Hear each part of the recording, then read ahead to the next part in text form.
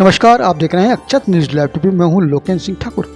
मानस मन में चल रही है नानी बाई का मारो कथा। नानी बाई का मारो यानी भक्त नरसी और श्री कृष्ण के प्रति भक्ति का एक अटूट कथा है, जिसमें भगवान स्वयं श्री कृष्ण नरसी जी की पुत्री को भात बनाने पहुँचते हैं।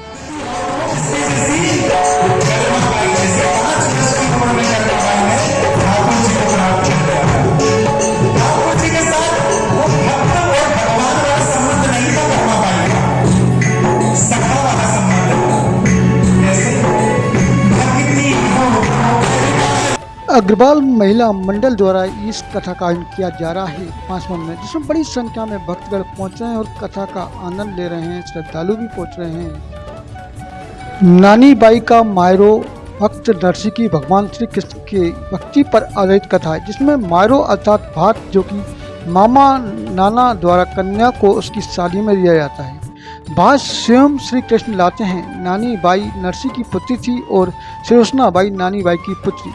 सुलोचना बाई का विवाह जब तय हुआ, तब नानी बाई के ससुराल वालों ने सोचा कि नरसी एक गरीब व्यक्ति है तो वह शादी के लिए भात नहीं भर पाएगा।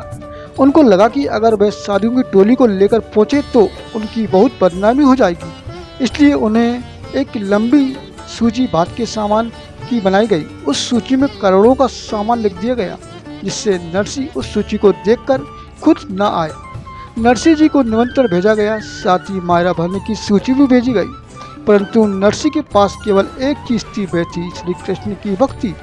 इसलिए वे उन पर भरोसा करते हुए अपने संतों की टोली के साथ सुलोचना बाई को आशीर्वाद देने के लिए अंजड़ नगर पहुँचे।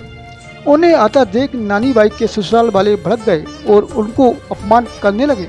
अपने इस अपमान से नरसी जी व्यथित हो जाते हैं और रोते हुए श्री कृष्ण को याद करने लगे। नानी बाई भी अपने पिता के इस अपमान को बर्दाश्त नहीं कर पाई और आत्महत्या करने के लिए दौड़ पड़ी, परंतु श्री कृष्ण ने नानी बाई को रोक दिया और कहा कि कल वे स्वयं नरसी के साथ मायरा भरने के लिए आएंगे। दूसरे दिन जब नानी बाई बड़ी उत्सुकता के साथ श्री कृष्ण और नरसी का इंतजार कर रही थी, तब नरसी जी संतों की टोली और श्री कृष्ण के साथ चले आते हैं और उनके पीछे ऊंट घोड़ों की लंबी कतार आ रही थी, जिसमें सामान लदा हुआ था। दूर तक बैलगाड़ियां ही बैलगाड़ियां नजर आ रही थी। ऐसा मायरा न अभी तक किसी ने देखा था, न ही देखेगा। ये देख ससुराल वाले अपने किए पर पछताने लगे। उनके लोभ भरने के लिए श्री कृष्ण यानी द्वारकाधीश ने 12 घंटे तक स्वर्ण मुद्रा की वर्षा की।